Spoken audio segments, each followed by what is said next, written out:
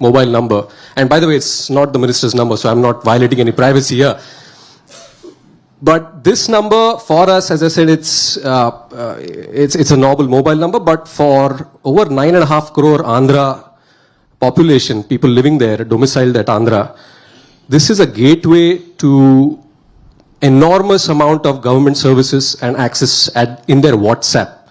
So through WhatsApp, the platform was in Manamitra. Am I pronouncing it correctly? Manamitra platform is able to engage with the citizens in more than now 700, more than 1,000 services across more than 36 departments, I expect. And this is one-stop shop, or I said a gateway to the people of Andhra Pradesh to access their IDs, their property tax certificates, their caste certificates, education halls, bus tickets, healthcare services, and everything. So I think the Manamitra platform has been a transformational development in the development of Andhra Pradesh as a state. And it was initiated by the minister just about a year back, I suppose. So I think the theme of the Public Policy Festival, what we are doing today, is very much in line with what the minister is initiating in the state. So my first question I would think about for the minister would be that, you have deployed technology extensively for governance in Andhra Pradesh.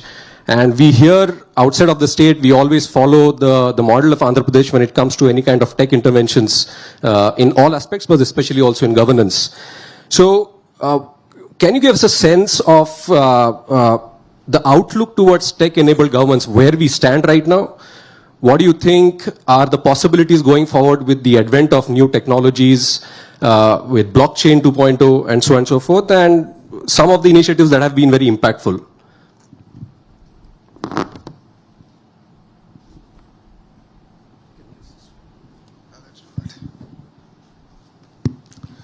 Thank you very much. Thank you for having me here.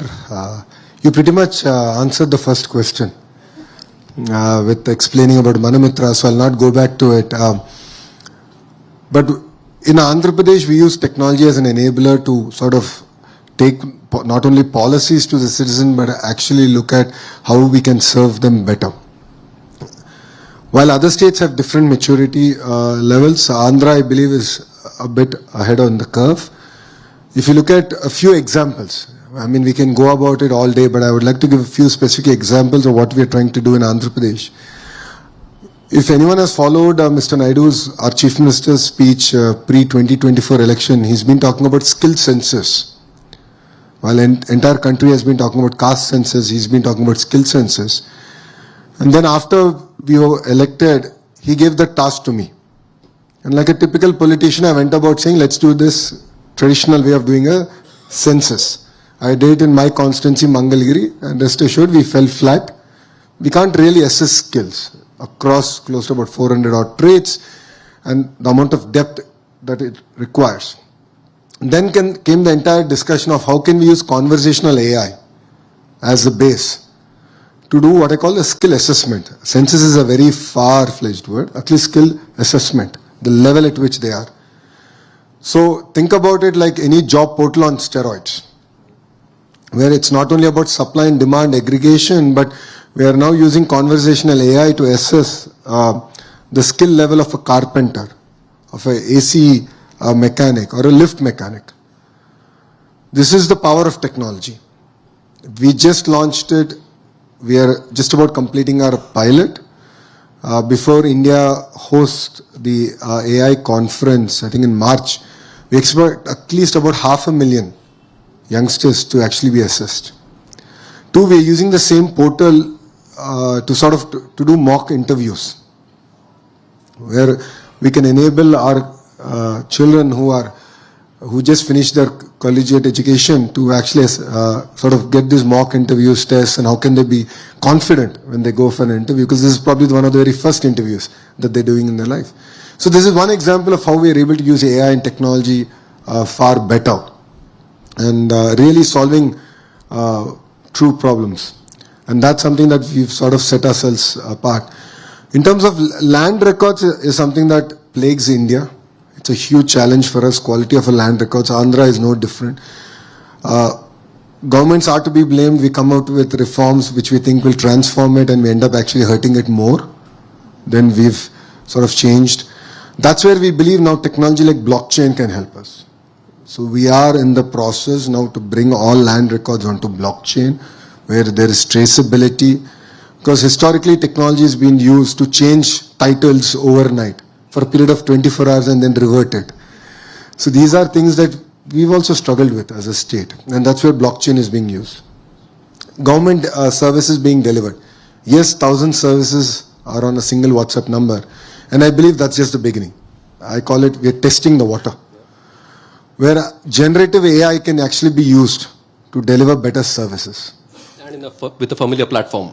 With a very familiar platform, India runs on WhatsApp, my life runs on WhatsApp, and we can actually build this out. And this is where I believe what Andhra is doing is actually creating a platform tomorrow that we can actually take it to the national level. And that's the kind of work that we're doing. And this is just the beginning of what I believe that technology and governance can truly transform things.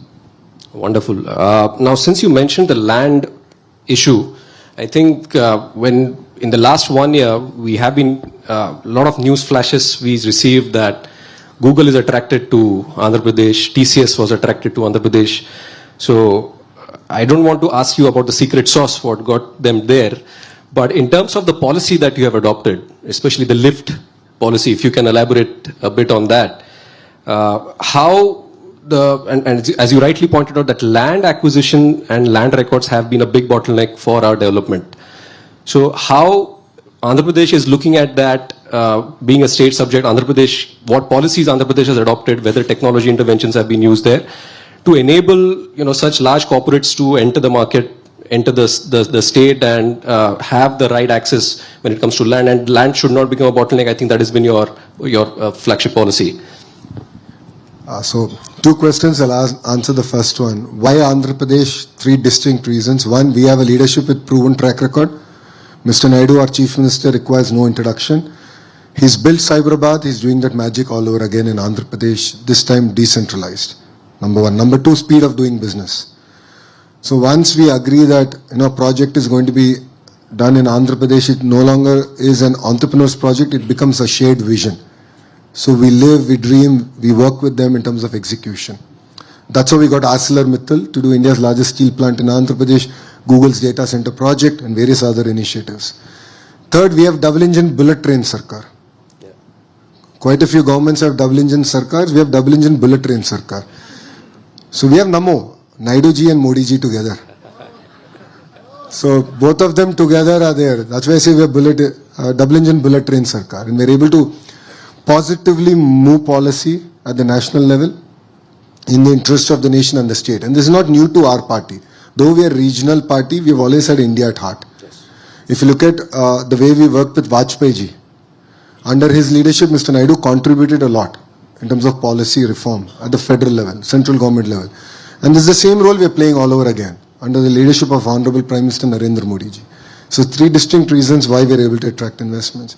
Coming to lift policy, this has been I must say, a mildly controversial policy. This is a bold decision, and this is where all of you should really look at things in a very hard way. So when I became the IT minister, whenever I used to meet an entrepreneur, they used to say, yes, you have talent. Yes, you'll give me water, you'll give me power, I understand that. Yes, Andhra has land, but Andhra's land is expensive. And this was one conversation I had in last Davos with Cognizant. And they said, see, I would love to come to Visakhapatnam, but your land is expensive. I know you have land, but it's expensive. So what can you do for me? So I took Ravi, the CEO, to the side and said, I'll do it in 99 paise. And this did not back then have the backing of my Chief Minister. But I knew that if I clinch Cogsy, he will agree to it. So this was my promise to Ravi, saying that I'll give it to you at 99 paise. It's not a lease, it is not per acre, it's whatever extent of land you need. And we have a rule, we have to create 500 jobs for every acre of land we give. As long as you deliver on that promise, I'll give it to you at 99 paise. I went to the cabinet, I fought for it, My chief minister challenged me saying, just because you give land at 99 paise, do you think you can land companies? I said, I believe it. I fought for that initiative. As a one-off, we did it for Cognizant, and that opened floodgates. And then I realized that quickly we need a policy now. It needs a framework. Because we've done that for IT companies. Whilst other companies like ArcelorMittal has taken land at market value. So it's about the kind of jobs that you create. Because see, IT, for every IT job, there are 5 indirect jobs that get created. So it's a huge economic multiplier in that sense. Whilst other companies have different ratios in terms of economic activity they can do. Another company that we've done this with is in space. There's a company where they came and the entrepreneur said, we can't do it at this price, but you should give it to us at lower price. We did it. Because we believe that they were the catalyst for the entire space city ecosystem. So this is where, as all of us are here discussing about policy, it requires a certain amount of boldness and your ability to back that policy. And the beauty is, policies are already stood the test of judiciary. So there were people who went to the court, filed a public interest litigation, and the court threw it out saying that it is in the interest of public. And now there's a clear policy in place. So that's what makes, again, Andhra Pradesh very unique, and the leadership of Mr. Naidu very unique. Brilliant. And one point I would like to add what I've heard about the speed of doing business. I mean, one area is about, we often talk about ease of doing business. But I think in India, from the government side, the speed of doing business or speed of supporting business is also very crucial.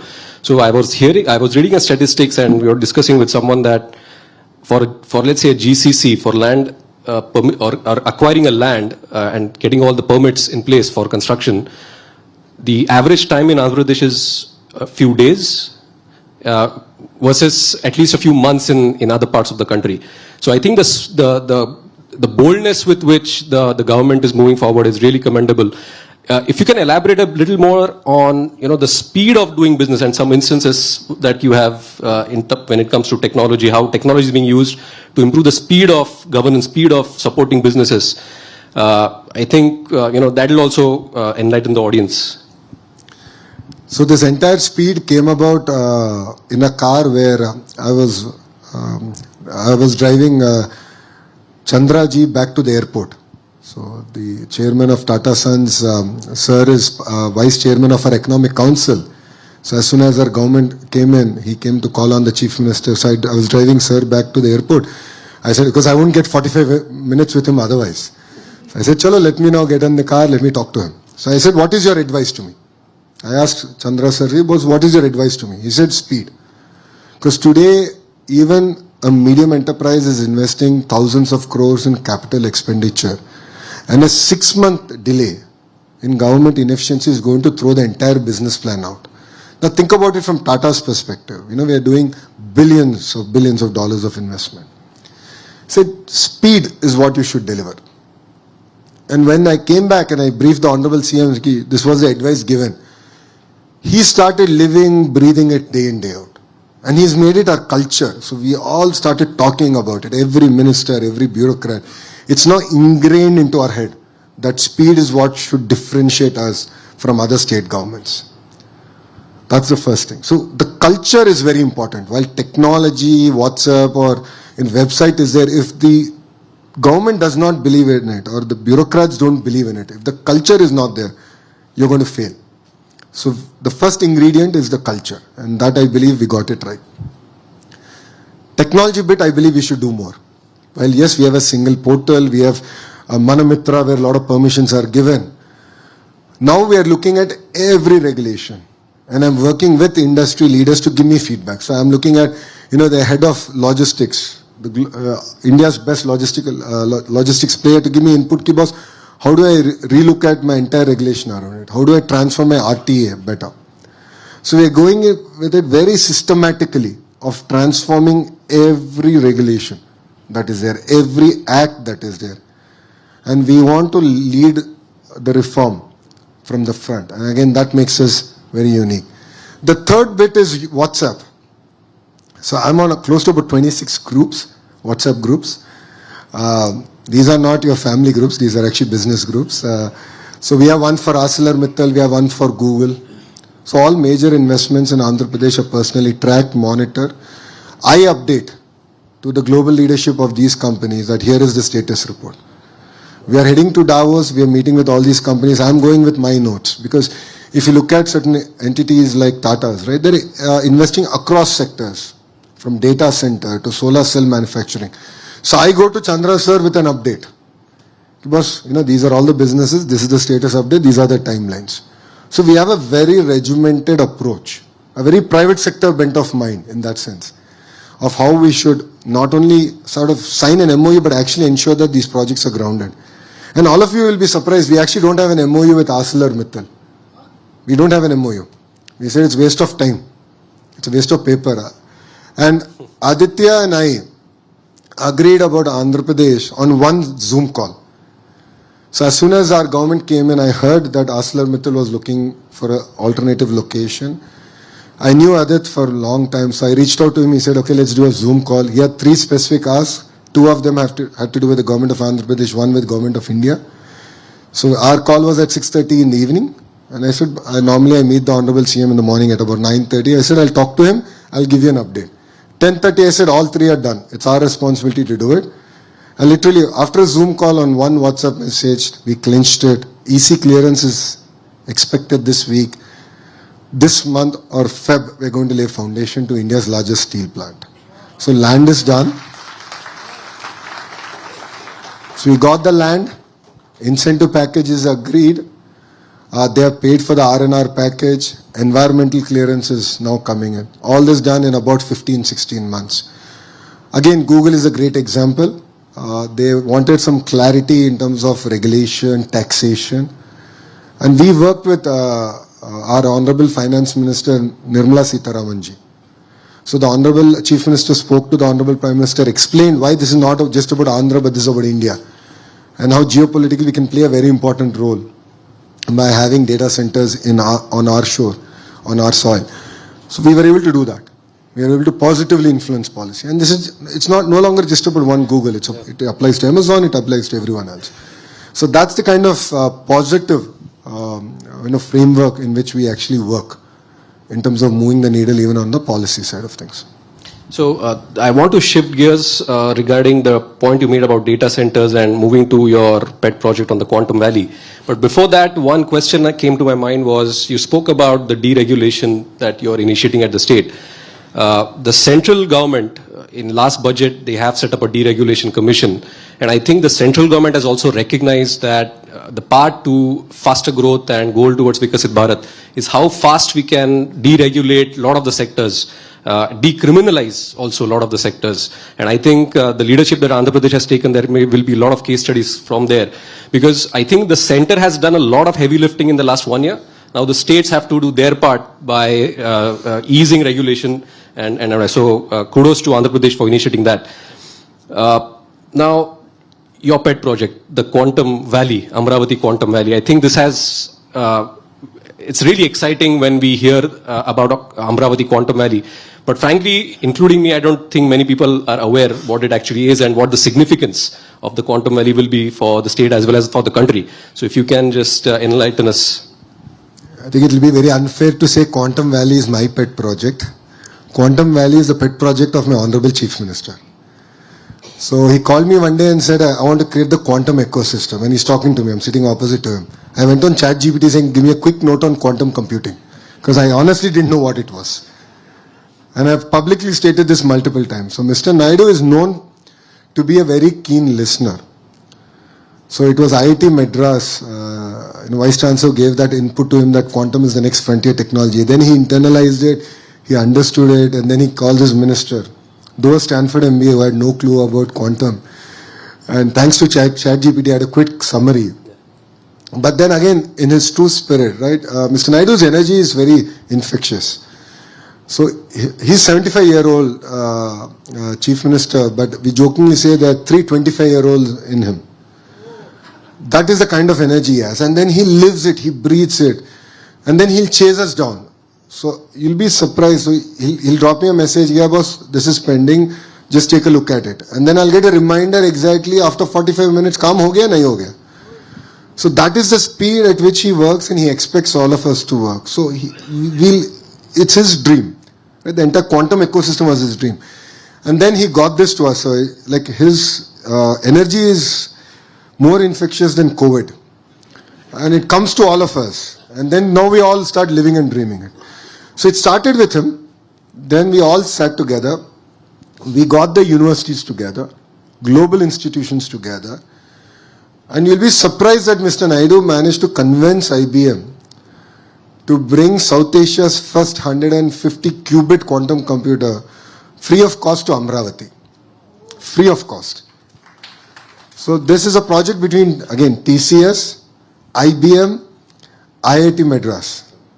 And we only are doing the enabling mechanism, which is, giving power at a subsidized price or giving real estate at subsidized price. So we can think creatively in terms of building the ecosystem. So bringing the quantum computer is just the beginning.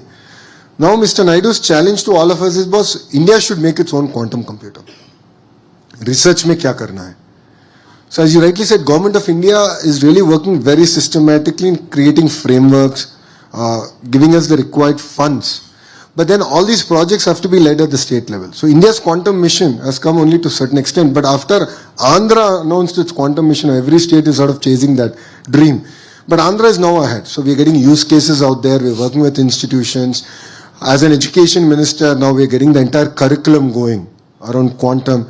And then I'm going and attracting all the companies that go about building the value chain, the verticals of the quantum ecosystem. So that's the kind of work that we're doing. And this is not just in quantum. We're doing it with as simple things as glass. Building a glass city, space city, electronic city, compressed biogas city, medical devices manufacturing. So we're doing this across almost 22 sectors in a very, very clear, defined way. I think the continued reference to the speed with which the Chief Minister and yourself you are working, I think that also shames a lot of us private sector companies, and we really need to learn from your government how speed matters and how we can implement in our businesses. So when you spoke about the quantum value, you also used the word ecosystem, and I think that is also going to be very key, because when you wish to build a cluster, you need to have the supportive services, not just the manpower, but the other supporting services, which, as you said, becomes an economic multiplier. So we know about Bangalore, we know about San Francisco, where the clusters evolved. Now, what is your strategy, I would say, to, how do you see that ecosystem getting built in Amravati and perhaps also Vishakhapatnam going forward? And what are some of the incentives that you're working towards that? Because ultimately for the ecosystem to build, you need to get people there and build that social stickiness also there. So how do you think this can be brought about, and what learnings you could have for other states of India? No, I truly believe that the way we are sort of attracting investments and sort of seeding them as a nation, there's a lot that we should do. I believe in the power of the ecosystem, and I call it vertical and horizontal integration in a cluster. Now, what do I mean by vertical and horizontal integration? Let's take mobile phone as a great example. You need the housing, you need the screen, the haptic engine, the Li battery, the packaging material, the accessories and all. My belief is that all this should be in a 100-kilometer radius ecosystem. This is what I call the verticals that go into this ecosystem. Now, horizontal is where, again, my ministry plays a very important role, education. So do have content ready, curriculum in place. Are my ITI polytechnics doing their job in creating blue-collar employees, training them, certification? Then all these companies need to get their equipment certified. Is that ecosystem there? I'm sure none of you know one fact. 50% of India's air conditioners get manufactured in Andhra Pradesh. 50%. With LG, Blue Star and Daikin now coming in, it will go to 70% in the next 2 years. But then I'm now running behind them. I'm like, okay boss, give me the curriculum. Because you need workforce. You define the curriculum. We will implement it. We'll go about doing it. Then I'm working with the sort of testing agencies, certification agencies. Because if I have to send a heat pump to Europe, every time I make any changes, I need to send the pump and the engineer to Europe. It costs me $500,000 for the companies. It doesn't make any sense. Why can't that be here? Because then I'm making 70% of India's air conditioning. Now take this to the next level. We're doing this with glass. We're doing this with the space ecosystem. We're doing it with this electronics manufacturing, compressed biogas, medical devices manufacturing, pharma, data city, quantum, about 22 such verticals. 8 out of 10 solar panel manufacturers are setting up their facilities in Andhra Pradesh. 3 of them have already started construction. Another 3 of them were cleared a month back. 2 of them got cleared in the last cabinet, which was yesterday. That includes Tatas. So 8 of them are doing. Now I have to build the entire ecosystem. So we're going about it very systematically, working with them, and then that's where education and all the supply chain sort of falls into place. And this is very important, not only for Andhra, but for India. And that's where I believe that we have to do a very systematic approach as a nation. So, in addition to the ecosystem development, what you mentioned, I think we also need to look at how do we run these data centers in a sustainable way. And we all know that data centers consume a lot of energy. They need a lot of water for cooling. So how do these measures, what kind of measures the state government is looking at to look at sustainable development of these data centers and these clusters, and anything that you might have written into the land allotment records to ensure that the energy benchmarks and the water usage benchmarks are followed? See, now every global company, an Indian company, is looking at ESG as a very important responsibility. So they are equally interested in making investments sustainably. What makes Andhra Pradesh again very unique is our renewable energy ecosystem. So we have solar, we have wind, and we have the pump storage projects. So I can give RTC renewable energy. And all these projects, one is already, 2 gigawatt PSP is already operational. Close to about now 20 gigawatts of PSP is going to become operational in the next almost 5 to 7 years. So I can give round the clock renewable energy at a price point that the world has never seen. So we are blessed with good terrain. So we have good terrain where all these projects can be seeded. We have good radiation. Andhra our summers are quite warm. So we have that advantage, and we have good wind zones. In the southern part of Andhra is very good wind zones. So again, they're meticulous execution, making sure we deliver on a promise of renewable energy, and building out again the green grid, where this energy can move to Vizag in different parts of India, and RTC renewable energy can be delivered. So that's where sustainability comes in. So yes, there will be a certain amount of base load that will be powered by gas, thermal, and fossil fuel. But the greater part of it is actually going to be renewable, and we are quite clear on it. And this is a conversation that we have had with all the companies that are making investments in the data city. That part is clear. In terms of water, again, if you look at Andhra, we have 2 major rivers, Krishna and Godavari. Krishna, there is water shortage, but Godavari has a lot of surplus. So thousands of TMC actually go waste every year. Now, Polavaram project is getting built to harness that. We're looking at lift irrigation projects where we're going to bring all that water to different parts of not only Andhra Pradesh, we can actually deliver water to Tamil Nadu and even Karnataka. So that is the way we're looking at it. So linking of rivers is going to be very, very critical in the long run. Water security is going to be very, very important. So CM's view is very clear. Not even a drop of water should go to the ocean. So we have to harness it, we have to store it. Again, we're using technology there to figure out how to move water cost effectively within the existing irrigation grid. So that's where we already have a lot of water, especially the northern part of the state has a surplus amount of water. So our ability to use it, harness it is going to be very important. And more as investments happen in the data center ecosystem, right? And globally I've seen even companies like Intel, where they're now using air-cooled systems. Very, very cost-effective solutions. So more and more you will see cost-effective for the data centers. For data centers. So more and more cost-effective solutions are now coming about. So there will be transformation even in that sector. Great. The other area I would also like to touch upon is you have also been a very active supporter and initiator of process reforms for industrialization across Andhra Pradesh state. There are some, I've heard about some process reforms that you have initiated, and in fact, the Chancellor of Gokhale Institute, Mr. Sanjeev Sanyal, he has also initiated a lot of process reforms at the center, which are also helping the states.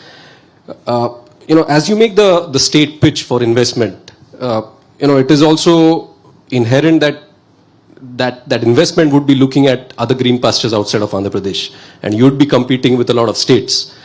So, what do you think is the secret sauce that Andhra Pradesh offers, and why a lot of companies now are choosing Andhra Pradesh versus other states, especially from a deregulation, from a process reforms perspective that you see?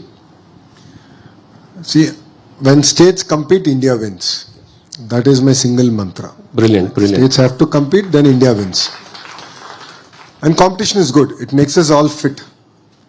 If states are complacent, we are going to lose. So today, if you look at investments, after Andhra Pradesh, it's Orissa that's attracting a lot of investments. Whoever thought about it? But they're doing amazing work. So for me, I know, okay, that's one state I need to watch out. Maharashtra is doing some amazing work. That's another state I need to watch out. So everyone is now starting on this reform cycle, and I believe that Andhra Pradesh should be number one. So in labor, we have done a lot of work. In speed of doing business, in single window clearance, we have done substantive work. But I believe it's just the beginning. I think we have to do a lot more to really deliver in spirit on the speed of doing business. So that's where I believe we differentiate. But the most fundamental thing is the culture and the approach of the political system and the bureaucratic system, that speed is the metrics on which we will all be measured on, is what makes us very unique. And please understand that policy changes have to happen, but it can only happen when there is a clear political will and backing. So what all of you see today is, yes, Andhra Pradesh is back, Andhra Pradesh is competing, we are number one in attracting investments. Yes. But a lot of political changes have happened before it. 50% of our MLAs who won in 2024 are first-timers. 50%. 17 out of the 25 ministers are first-timers. So I am actually one of the senior minister in Mr. Naidu's cabinet. It's not my grey beard. It's my second term. So that's the kind of political change that has come in before we were able to lead in terms of government. So this is very, very important. While the chief minister might have a vision and willingness to do it, his political team should back it. Every minister should live, breathe that vision. And I believe this is something that we all underestimate in India. So yes, single window clearance is important. Yes, having a single website on which we can get everything done is important. No second thoughts about it. AI is going to play an important role. WhatsApp will play an important role. But please also understand that the political support is very, very important. I believe it's actually one of the more primary pillars, where your legislatures, your ministers are supporting the vision of the government and the chief minister. Only then can such projects get grounded, seeded, executed to the level that India actually should execute. So when we talk about ease of doing business and speed of doing business, the other aspect that comes to my mind is the foreign direct investment into the country. Over the last 1 year, we have seen the issues associated with rupee depreciation, rupee volatility, and a lot of the economists and experts that we hear from, one of the underlying major factors has been the net inflows of FDI as a percentage of the GDP, which is affecting the rupee volatility. And a lot of FDI coming to India, which is the sticky capital versus the fleeting capital, what is FPIs. That sticky capital or FDI, foreign direct investment, they need certainty, they need ease of doing business, they need simple rules to build and run factories. And the center can only do so much. And the states have to do the heavy lifting. They have to pick up the mantle to ensure that FDI comes to the states, which benefits India as a whole. So from your perspective, given your experience with Google, that was a huge investment, a huge proud moment for the whole country. How do you think states should look at attracting FDI, and as you rightly said, when states compete, India wins. So how can more states compete with each other? What states can learn from each other when it comes to attracting more FDI, which will benefit the country and also give some stability to the currency fluctuation that we have seen over the last 1 year? One thing I'm already noticing is states are competing. I think it's very unfair to say if we are not. Recently you would have seen my Twitter fight also on it. But I think that's good. That's good for the nation. Saying that execution is going to be critical. Yes. While signing and announcements are great, the political will to ensure that these projects are executed at the pace at which these companies want to do it is going to be critical. So there's greater responsibilities on the state to ensure that that is delivered. Yes. Government of India is creating amazing policies, frameworks. They're willing to relook at regulation. When I went on and spoke to the Honorable Finance Minister, Nirmala Madam, on a certain issue with regards to this particular project that we're discussing, she was extremely positive. She's like, yes, we'll do it. We'll get it done. So they're willing to change. They're willing to listen. They're willing to give guarantee, bring that policy stability that FDI is looking for. So that's something that's very important. And states are doing it. But I also believe that there's greater responsibility on the electorate. So Andhra, if you look at it, between 19 to 14, 19 to 24, certain state agreements were reneged. So PPAs were cancelled. Certain companies were, for lack of better word, harassed. So it's important that the electorate also understands it. Because see, we are a very young democracy. And majority of our voters will also be first time voters now. So it's very, very important that they understand the importance of continuity of government. So, and understand the importance of long-term vision. Because to be fair, all the, I keep telling my team, all the MOUs or all the investments that we land in the first 2 years are the only investments where I can show progress before I go for electoral cycle.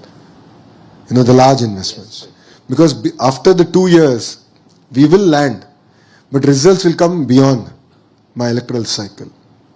So it's very, very important that even the electorate understands this. And as politicians, we also explain it better.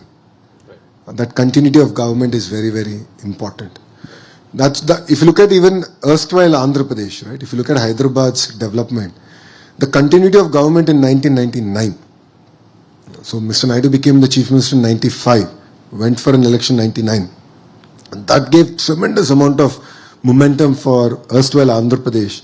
And that's how Microsoft, ISB, all that magic sort of kindled, and they were the catalyst and the trigger to sort of roll things out. So that is equally important. Yeah, I love questions. Okay, so I think we can take. we have some time, so we'll open up for some questions for the minister, and we'll be very specific and to the topic at hand, please. Rapid fire. Rapid fire, but to the topic at hand, technology and society. At the back. We'll be to your left. Yeah. In the interest of time, we'll cap it at 5 questions if everyone's okay. Yeah. Yeah.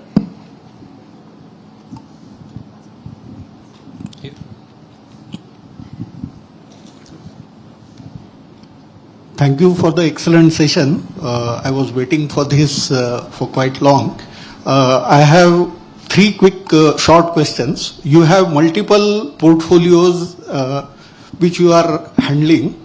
All these portfolios are selected by you or offered by the CM? That is my question number 1. Sub-question to this is how the combination of all these ministries centered at one place is facilitating the growth of Andhra Pradesh. My second question is how you are leveraging the NRIs from let's say Andhra Pradesh or Telangana in terms of their talent, treasure for the development of Andhra Pradesh. That's my second question. And the third question is, apart from Chandrababu Naidu, like who all chief ministers would you interact for any developmental issues? Thank you, sir. So, I'm sure all of you would have read my bio. But one thing all of you should also realize is I always choose the road less traveled. So, in 2019, I chose a constituency that my party has not won since 1985, and I lost. I lost with 5,300 votes. First time electoral debut, I lost.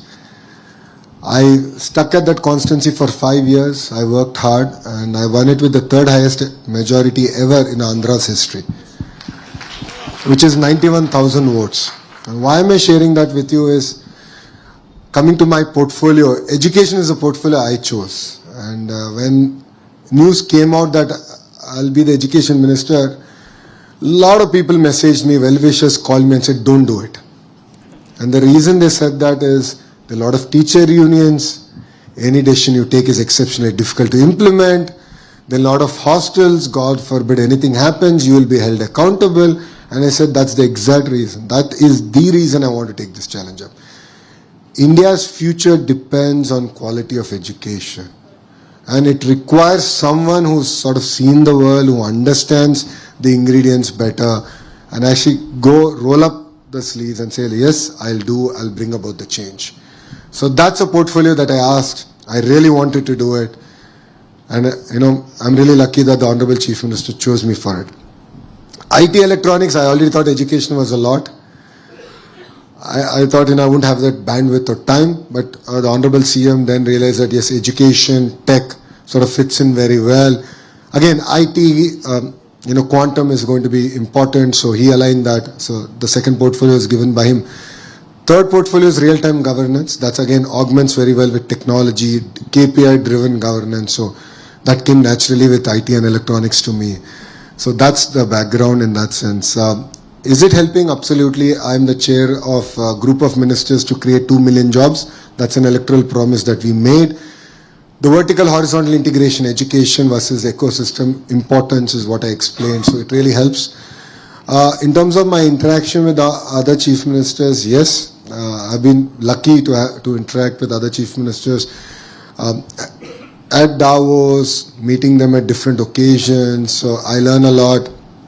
I remain in touch with them. A lot of them are very kind to guide me when I have questions on certain things. So I think there is a generation of chief ministers today that I see who are willing to share ideas, who are willing to exchange views, or willing to nurture young talent, if I may. I think India is seeing a very new set of political leadership in that sense. And I believe that 2029 will be even more exciting, because that change it's just started, and you'll see a lot more youngsters coming in and chief ministers who are willing to exchange ideas in that sense. So I think it'll be very unfair to name a few and leave a few out. Thank you. Any question? Yeah. Sorry, one last question. Okay, we'll have to keep it tight. We've been very loyal to the timekeeping so far. 6 minutes. Let's go. Good afternoon, sir. We were talking about society. In that, one of the key projects of the Honorable CM is also the P4, or the Public-Private People Partnership. I found it to be very interesting, and there are a lot of talks around that and an integration of the family benefit management system. So I was just curious on how tech and FBMS is getting integrated into this entire ecosystem. And you talked about the electoral being able to understand all of this, the continuity, and this also involves often a topic about exclusions from certain government schemes, people who are oversaturating it. So how does this entire kind of thing get integrated into a one singular kind of a dream? So that's where my third ministry comes into play, real-time governance. We have something called the data lake, where we don't look at individuals, but we look at family as a unit. So I look at family as a unit, and we use data to understand ki family ka income kya hai, and then how do we sort of pull them out of that cycle of poverty, and how can we use various state or central government schemes to sort of target and pull them out of that cycle. So that's something that we've done, and that's where the P4 comes in.